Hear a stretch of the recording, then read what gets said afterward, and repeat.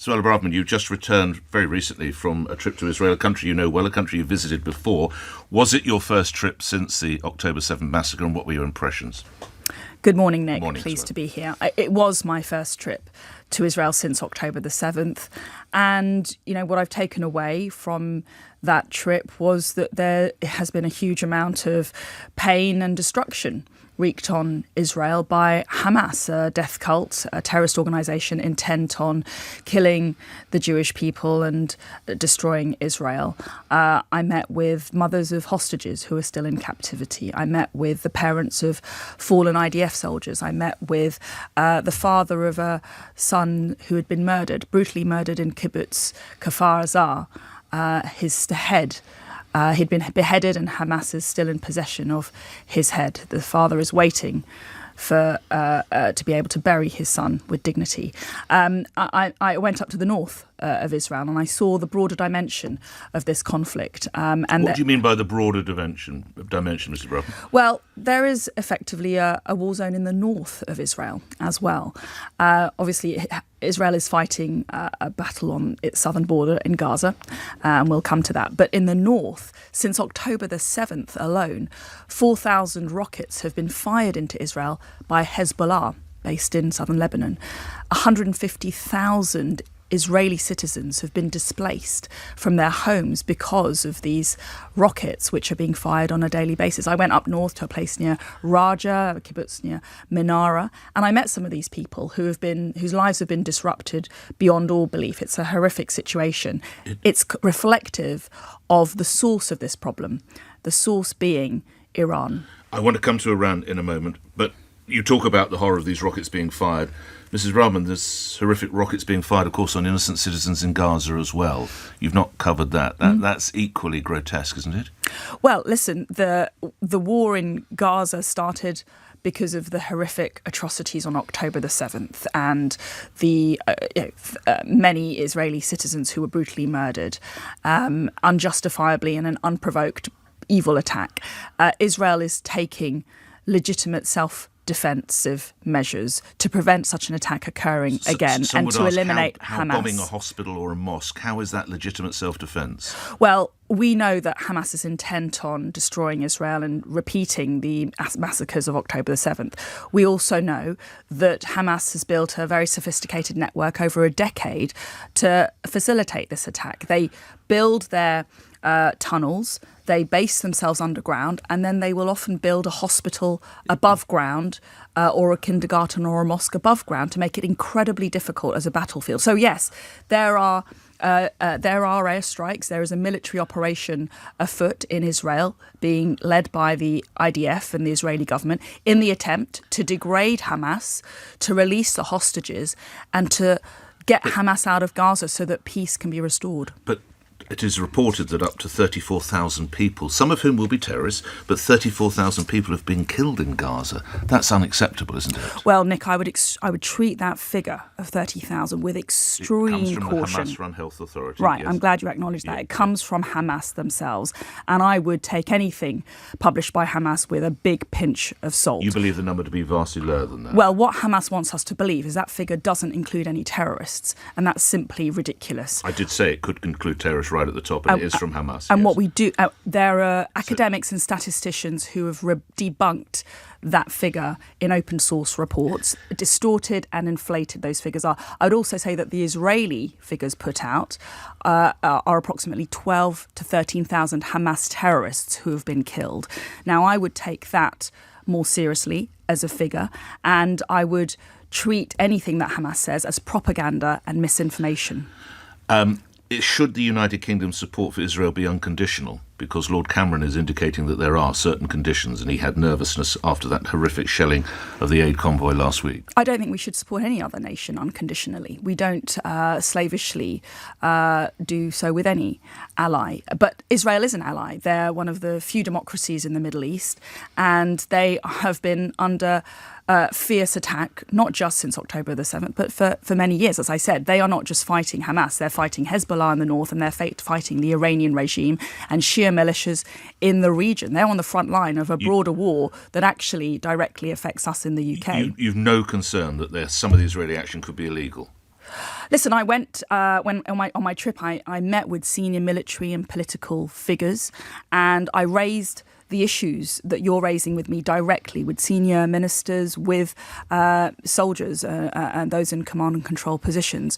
I've probed and I've tested. I've been very near to the border with Gaza, and I am convinced, and I say this as a former Attorney General who dealt with matters of international law and military action, that I very strongly rebut suggestions that Israel's in breach of international law, that there's a genocide, that there's a forced starvation. Quite the contrary. Israel is doing a huge amount using technology, sophisticated methods and a lot of care to minimise civilian casualties, to get aid into Gaza and to comply with international law. Where was the precision and technology last Monday? Listen, I was in Israel at the time of that tragic attack, and I want to put on record my condolences to the families and friends of the killed aid workers. They were brave people putting their lives in danger in the aid of humanitarianism. They should not have been killed. No, that's it was a criminal mistake. Incompetence by the Israeli Defence Forces. It was a mistake. And the Israelis have been very quick to accept responsibility, to investigate fully, and to apologise. They were incredibly regretful about it. Just contrast that with Hamas, who celebrates and glorifies the killing of innocent civilians. So this was a tragic mistake. It should not have happened. We've already seen the Israeli government come out, dismiss and reprimand those soldiers who are responsible. The reports which have come out demonstrate that there were errors in communication, procedure, sign-off. I'm not going to get into the detail, but there was a catalogue of errors which led to that tragedy. They are going to change their processes to try and ensure it doesn't happen again. But the reality, Nick, is that these tragedies happen in war, and innocent civilians, sadly, very sadly, will die. Should we still be selling arms to Israel, Mrs. Braverman? I don't think the fact that these tragedies happen is a reason to walk away from Israel and stop selling arms to Israel because of that broader battle that they are engaging with. Should the government publish the legal advice?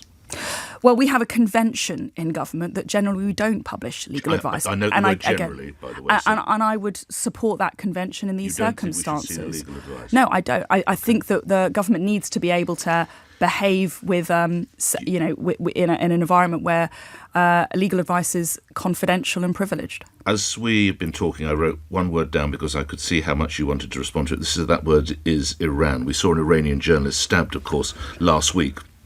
Is there a threat on Britain's streets from Iranian activities? And if so, what needs to be done? Absolutely. There is a risk that we are currently facing.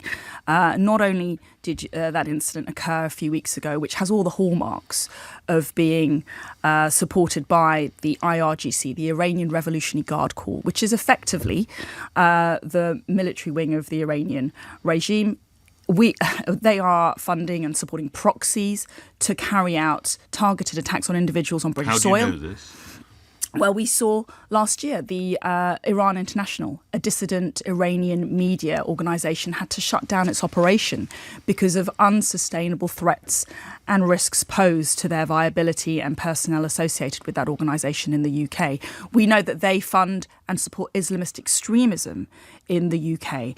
And therefore, it really is incumbent now on the government to grow a backbone and take tough action in relation to IRGC, who I could describe as the chief sponsor of global terrorism. We need to prescribe the Revolutionary Guard Corps, just to explain to my listeners who they are. On you go, Mrs. Braverman. We need to prescribe the IRGC, the Iranian Revolutionary Guard Corps. That would mean that it becomes an official terrorist organisation. It would give our authorities clearer and more robust powers to arrest. Did you ever push to do that when you were Home Secretary? Well, I've been calling for it for some time, so and it is definitely something that I support. It's something that I will call for continually going forward, and it's something really that the government must do if we are properly to deal with and minimise the enormous threat posed by Iran. They're developing a nuclear bomb. They are funding Shia militias such as Hezbollah, other militia groups such as Hamas, Muslim Brotherhood, Islamic Jihad, and their intent in the Middle East is to destroy Israel, to take over the Middle East, to fund and support Islamist extremism and terrorism in the UK. What are their ambitions in the UK? Further terror acts in the UK? Absolutely, yes. To what level? Well, as I said, individual attacks, such as this unfortunate journalist, or something on a broader scale? Well, there is evidence that they have been funding Islamist extremist groups in the UK, and that is reprehensible, and that's damaging our cohesion in society. That's damaging and harming our public safety. That's producing some of the horrendous scenes that we're seeing on British streets week in, week out. I know you wouldn't, and I know you can't, and I know you wouldn't dream of sharing information you learned as Home Secretary, but even I have read that MI6 would say that if we were to prescribe the IRGC, it could hamper intelligence gathering in the Middle East. I disagree with that. The head of MI6, DG of MI5, Ken MacDonald, has set out publicly that the UK authorities have thwarted several late-stage plots inspired and motivated by the IRGC in the UK. I don't think that we should gamble with public safety and national security. We need to take the steps necessary to minimise and degrade the IRGC's capabilities. Prescription is an important tool we can use. The Metropolitan Police currently has our terror threat level at substantial, Mrs. Braverman. That's the third, as you'll know, the third of 5 levels. Does that accurately reflect the terror threat from Iran or elsewhere? Yes, I mean, I trust the professional judgment in terms of the terror threat. That takes into account the multitude of threats that we face. The Iranian regime, as I say, funds, resources and directs a lot of the Islamist extremism that we see on British streets in Britain and in our communities, I'm afraid. We've seen targeted attacks on individuals. I point to the case of Iran International. The incident recently bears all the hallmarks of an Iranian-inspired attack, although investigations are ongoing and unconfirmed. And I think, as we've seen, the US has taken action to prescribe the IRGC. The Labour Party is calling for prescription of the IRGC. The government's behind the curve here and really should, as I say, move forward quickly and take robust action to minimise this very serious threat that we are facing.